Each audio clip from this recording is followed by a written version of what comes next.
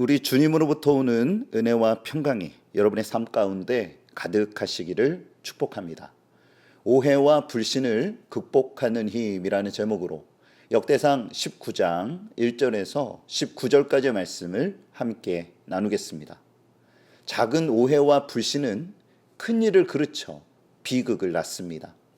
다윗과 암몬 나하스 왕은 우호적인 관계를 갖고 있었습니다. 아마도 다윗이 그에게 큰 은혜를 입었던 것 같습니다. 그런데 나하스의 별세 소식이 전해졌고 다윗은 서둘러 조문단을 보내 애도를 표하였습니다. 이때에 불미스러운 일이 발생합니다. 그들이 다윗의 호의를 염탐으로 오해하여 사절단에게 심한 모욕을 준 것입니다. 그렇다면 본문에서 주시는 메시지는 무엇일까요? 첫 번째는 주를 신뢰하며 신중하게 대처하라는 것입니다. 주를 신뢰하며 신중하게 대처하십시오. 본문 4절입니다. 한운이 이에 다윗의 신하들을 잡아 그들의 수염을 깎고 그 의복을 볼기 중간까지 자르고 돌려 보내매. 다윗은 하나님의 도우심으로 강성해졌고 자연스럽게 모든 나라의 경계 대상이 되었습니다. 아몬의 입장에서는 왕의 죽음으로 혼란스러운 시국을 틈타 이스라엘이 쳐들어올지도 모른다라는 불안감이 엄습했습니다. 즉 조문 사절단을 스파이로 여겼던 것입니다. 그래서 그들은 사절단에게 최대의 모욕을 안겨줍니다. 수염을 깎고 입은 옷 가운데를 도려내어 양쪽 엉덩이가 드러나게 해서 내쫓은 것입니다. 본문 5절입니다. 어떤 사람이 다윗에게 가서 그 사람들이 당한 일을 말하니라. 그 사람들이 심히 부끄러워하므로 다윗이 그들을 맞으러 보내 왕이 이르기를 너희는 수염이 자라기까지 여리고에 머물다가 돌아오라 하니라. 사절단을 모욕한 것은 곧 이스라엘과 다윗을 욕보인 것입니다. 다윗의 인생에서 이처럼 국가 간의 공개적인 망신을 당해본 적은 없었습니다. 그런데 다윗은 감정적으로 대처하지 않았습니다. 당시 다윗의 군사력이라면 어렵지 않게 암몬을 응징할 수 있었습니다. 그러나 사절단에게 신하들을 보내 위로하며 잠시 여리고에 머물게 하여 명예를 지켜준 것입니다. 다윗이 즉각 대응하지 않는 이유는 무엇이었을까요? 이는 나하스에게 입은 호의 때문이었습니다. 그리고 불필요한 오해를 없애기 위함이었죠. 만약 다윗이 바로 대응을 했다면 암몬의 판단을 인정하는 것이 됩니다. 그러기에 더욱 신중하게 대처했던 것입니다. 그는 무엇보다 감정을 잘 다스렸습니다. 쉽게 흔들리지 않고 상황을 주시하면서 자신의 일에 집중했습니다. 이것은 하나님을 향한 신뢰에서 비롯된 행동으로 수많은 연단을 통해 빚어진 열매였습니다. 예수님도 그러지 않으셨던가요? 3년의 공생애 동안 엄청난 견제와 오해 그리고 박해를 당하셨습니다. 그러나 항상 온유하고 겸손한 마음을 잃지 않으셨습니다. 요한복음 8장 29절에 나를 보내신 이가 나와 함께 하시도다.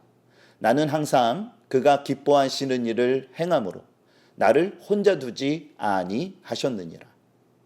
주님은 아버지를 온전히 신뢰하셨습니다. 그분이 기뻐하시는 일을 행할 때에 늘 함께하여 주사 만사를 바로잡으시고 의를 이루실 것이라는 믿음으로 그 모든 고난을 견디신 것입니다. 여러분은 어떠하십니까? 감정에 휘둘리지 말고 주님의 모습을 담기 위해 힘쓰십시오. 원치 않는 오해와 불신이 생긴다면 주를 신뢰하며 신중하게 대처하는 여러분의 삶이 되어지시기를 축복합니다. 두 번째는 주의 선하신 뜻에 결과를 맡기라는 것입니다. 주의 선하신 뜻에 결과를 맡기십시오. 본문 6절에서 7절입니다. 암몬 자손이 자기가 다윗에게 믿게 한 줄 안지라. 한운과 암몬 자손은 더불어 은 1000달란트를 아람 나하라임과 아람 마아가와 소바에 보내 병거와 마병을 상례대 곧 병거 32,000대와 마아가 왕과 그의 군대를 고용하였더니 그들이 와서 메드바 앞에 진침해 암몬 자손이 그 모든 성읍으로부터 모여와서 싸우려 한지라. 암몬은 자신들의 어리석은 행동으로 다윗과 적이 되었다는 것을 깨달았습니다. 그러나 아직 늦지 않았습니다. 잘못을 뉘우치며 오해를 풀기 위해 노력했다면 이와 같은 전쟁의 비극이 일어나지 않았을 것입니다. 그러나 그들은 돌이키지 않았고 오히려 이를 더욱 키웠습니다. 은 1000달란트를 들여 아람과 주변국의 용병을 고용한 것입니다. 이는 병거 32,000대의 규모였습니다. 결국 두 나라는 돌아올 수 없는 강을 건너게 됩니다. 다윗은 최정예 부대를 전선에 내보내게 되는데요. 군사령관 요압은 두 부류로 군대를 나누고 아비새에게 이렇게 말했습니다. 본문 12절에서 13절입니다. 이르되 만일 아람 사람이 나보다 강하면 내가 나를 돕고 만일 암몬 자손이 너보다 강하면 내가 너를 도우리라. 너는 힘을 내라. 우리가 우리 백성과 우리 하나님의 성읍들을 위하여 힘을 내자. 여호와께서 선히 여기시는 대로 행하시기를 원하노라 하고. 하나님은 이스라엘을 도우셨습니다. 여기서 중요한 신앙의 관점을 보게 되는데요. 그들은 하나님의 선하신 뜻의 결과를 맡겼다라는 것입니다. 비록 큰 모욕을 당하고 원치 않는 전쟁을 치러야 했지만 하나님이 모든 일을 주도해 주실 것을 분명히 믿었습니다.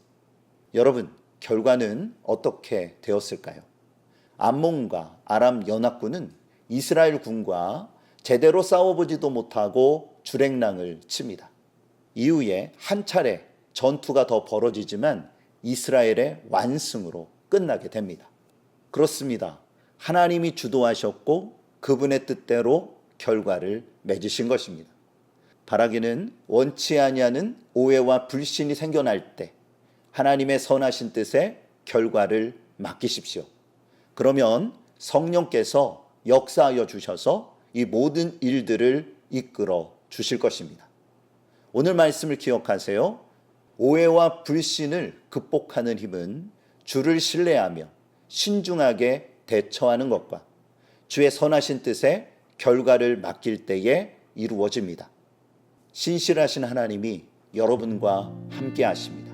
그러므로 더욱 주를 신뢰하며 믿음으로 승리하는 복된 삶이 되어지시기를 우리 주 예수 그리스도의 이름으로 축복합니다. 오늘도 하나님은 여러분과 함께 하십니다.